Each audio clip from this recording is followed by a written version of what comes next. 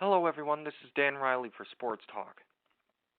In the time I've been blessed to deliver my opinions on sports to you, I've discussed the darker side of sports many times. Yet, we all know competitive sports provide something no other form of entertainment can, a feeling of belonging to a group and hope in painful times.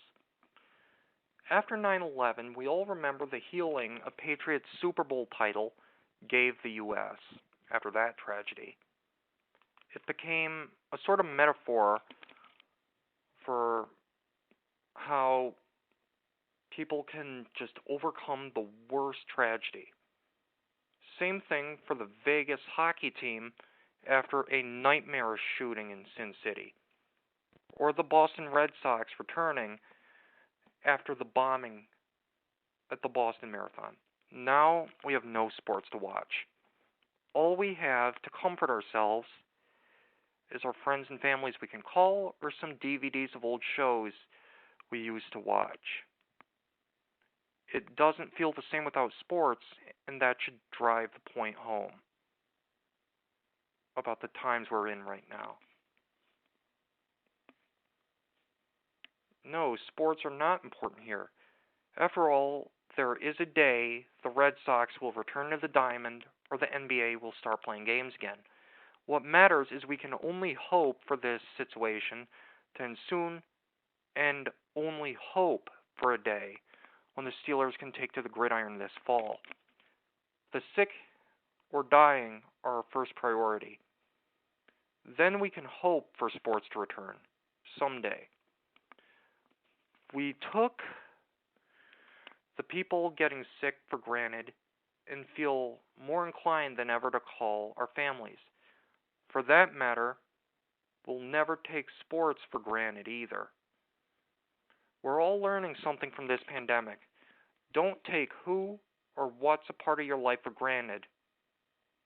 That might all be gone someday. Again, the sick are more important than sports. Still, I feel the families of those who are sick understand the fear of losing them, and I pray for them. Human life is the ultimate loss. We forget how important those around us are to us, and to a much less important degree, we've taken for granted how ingrained sports are in our psyches, and we regret having done both. Kinda hurts, doesn't it? We hope to be able to hear the crack of a bat this spring, though it may not happen, and we'll feel really grateful some semblance of normalcy has returned. We'll be grateful the people in our lives are there, and that we can share an experience like watching Monday Night Football again. We just don't know when that'll be, do we? Perhaps this is because so many of us played pickup football or basketball as kids at recess, using these games as an escape from the headaches a math and science class would give us that afternoon.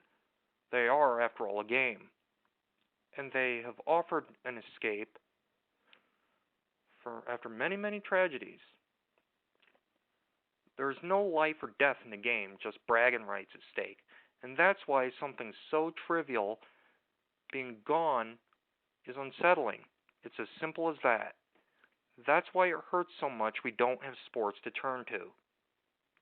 A month or two without organized competition is the ultimate nightmare for a sports fan unable to face the cold realities of the real world alone. And to many of my listeners, this podcast probably strikes a chord for that reason to some people. Not all, some. I know that feeling of concern and fear. Baseball season won't start on time, and let's face it, Commissioner Manfred may have to cancel the season altogether, given we don't have a vaccine yet for COVID-19. While a smart move, we'll again be facing that uneasy feeling that this disaster is bigger than anything we've faced this millennium. Game over indeed. Call your family and friends. Forget sports. Practice social distancing. Because this is what you have to do right now. This is not a game. It will mean so much to us when our favorite teams take the field again. Whenever that is. might not be able for a long time. We'll never take sports, or more importantly, those around us for granted after this. Never. We can only look forward to the day when that happens. That's all we can do. Hope. Because right now, we've taken too much for granted. And right now, we have more pressing matters to attend to than the fact Tom Brady signed a deal with the Buccaneers. This is Dan Riley for Sports Talk. Thank you so much for tuning in, and so long.